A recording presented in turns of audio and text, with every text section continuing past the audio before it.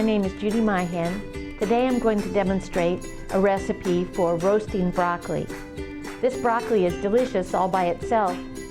This is a great recipe because it only has 2 ingredients, broccoli and olive oil.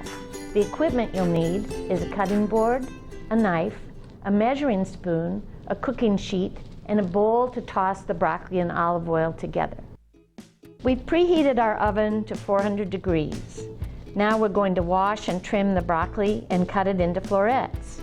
Alternatively, you can purchase florets, but just in case, we're going to demonstrate how to cut a large piece of broccoli into florets and not waste the stems. The way I like to do it is I just cut through the stem like this and then tear the broccoli the rest of the way through the floret.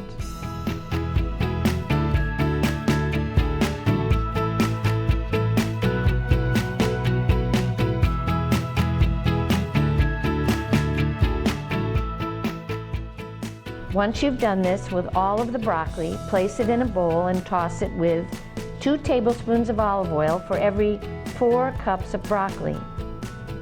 Spread the broccoli on a sheet pan and place it in the preheated oven. Don't crowd the broccoli because if you do, it will steam instead of roast.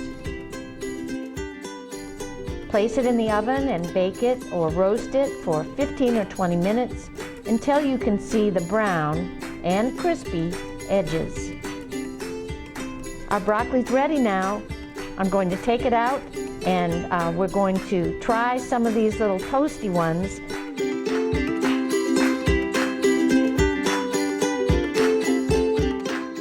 And there we go with another super Louisiana Harvest of the Month recipe. See you again next time.